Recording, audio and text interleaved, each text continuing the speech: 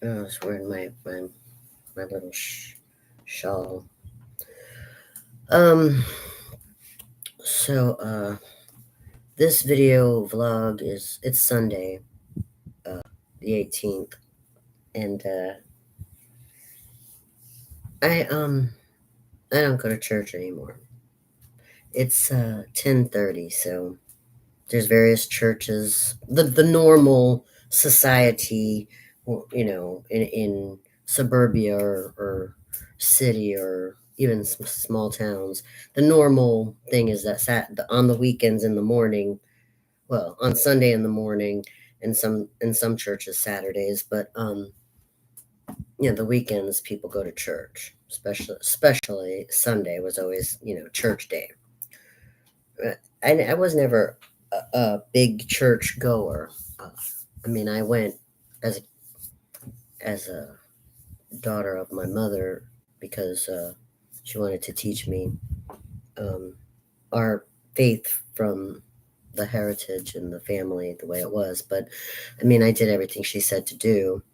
But yeah, I still got a lot of things wrong, regardless of whether I was obedient and faithful, or whether I was questioning, you know, the validity of the faith. Um, the point is that I don't go to church on Sundays. I don't. I don't go to church on Sundays, and the reason I'm bringing this up is because, and that's what George said he was doing today. He said he was going to church. I mean, I guess he went last weekend too. He went to church, which I mean, I'm not gonna diss him about it. If he found one and he likes to go to church, then yeah, good for him. I don't go. I found uh, more spiritual truth, enlightenment, and guidance just attending on my own. Um, and where do I attend? Well, that's my business. It's not nobody's business. It wouldn't be isolation if I told you. And that's what I was trying to think about. I was just watching some videos about, law and order, like crimes, criminals, police officers, people in jail, the justice system, what's all the good and bad things about the police and the judges, and all the good and bad things about jail. No, which I don't really have that many good things to say about jail. Um, and as far as people, it doesn't really matter what position you're in, or if you're in no position, whether you're a law-abiding citizen or a criminal, whether you're a police officer or just a kid in school.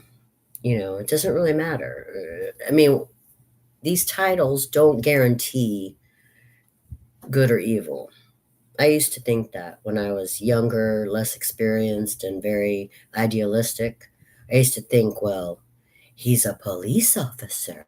That means he's absolutely 100% perfect. No. Which was, explained to people of such simple minds in various books and movies.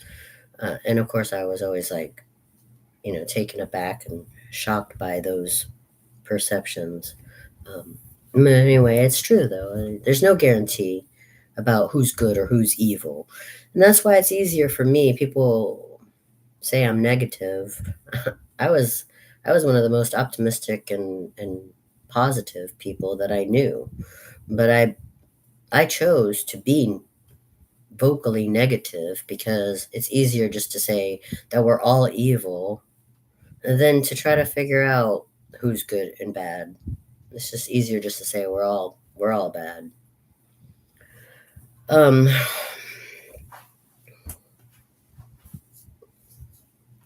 anyway, I don't go to church. I don't go to church because not because I don't think that there's something there for some people, but I just feel like my isolation and my private ways of being spiritual work better for me than trying to do some old formalist notion of I can't do the C.S. Lewis version of religion anymore. For a long time, his philosophy was what guided me, and I was really, a huge fan of his writing and his philosophy. But in this stage of my life, uh, I'm going to call myself 53. I'm almost 53. It doesn't work for me anymore. It just doesn't apply. It's not the Lion, the Witch, and the Wardrobe. It's not just the Lion, the Witch, and the Wardrobe. This He was talking about the book Mere Christianity, which I couldn't even. The reading of it was so difficult. I didn't even really enjoy the reading of it. But there were a lot of books that he wrote, like The Problem of Pain, and which I don't think he'll ever solve that, even if he writes five sequels to The Problem of Pain. I don't think that'll ever solve the question in my mind to satisfaction. Anyway, my point is that I was aware of Christian uh, theologians or Christian philosophers. Like, I'm aware of Kierkegaard being an existentialist and a Christian, and I'm aware of C.S. Lewis using fiction and realism to express his Christian beliefs. I'm not against those writers at all. I love those writers, but I can't use C.S. Lewis's stuff anymore at this stage of my life. It just doesn't work for me anymore. Like, I I'm not merely a Christian. I'm I'm I've evolved past just being a mere Christian. And it doesn't mean that if you understand what I'm talking about, that we're the bad guys. It doesn't mean that if you understand what I'm talking about, we're the good guys. It just means I'm past that, which is ironically a sort of a full circle uh, enlightenment for me, because I had I had this wisdom a long time ago. Uh, I had the same wisdom uh, back when I was like 19, 20 years old. But life beat the crap out of me from having a kid, from going to college and creating debt, and from a really difficult marriage situation, and from my mother passing away, and from mental illness and suicidal stuff, and from society constantly bombarding my brain with what building's going to blow up next, and from witnessing what I saw as a student and a teacher, from witnessing what I saw from a witness and a victim in regards to cops and criminals. I mean, I've just seen so much, and maybe I mean I don't. I act like I haven't seen these things. I act like everything's just the same old stuff. Nothing's changed, because that's how we go on. I was talking about this with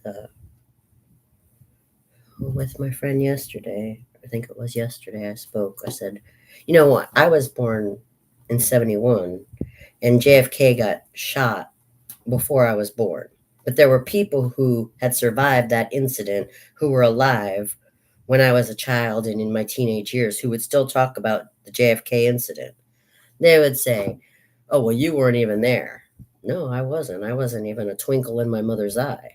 I wasn't born yet. But they would talk about it because it traumatized them to some degree, you know. And then when 9/11 happened in 2001, that was like how they felt about the JFK incident. That it did that to me. And then if I would talk about it to people who were born after that, or who weren't and they didn't know what the heck I was talking about. Just like I didn't know what the heck they were really talking about when they would mention the JFK thing. And I'm like, oh, because you came after that. So you don't know. But then these recent times, like the past 4 or 5 years, there's been so much insanity. So much insanity. I mean, a homeless crisis, a riot crisis, political banter that's so completely idiotic, you don't even know how the heck these people are up in the upper echelons of society. It's just terrible. And it's like a nightmare of nationalism, of patriotism, of honor, duty, integrity. That's just swirling around in this downward spiral of junk. And I don't mean to spit on all the things that I've held important and sacred and put my heart, soul, and loyalty into, but it's just that's why I don't want to watch TV anymore. That's why I only look at the news for a weather report, and that's why I isolate. I don't want to go to church and and and get slapped by the so-called Christians sitting next to me. I don't want to go, support the newest and greatest politician. If he's good, he might end up like JFK, and if he's bad, then I look like an idiot for supporting him. This is what I'm saying. Like, I just can't stand it anymore. I just can't stand it anymore.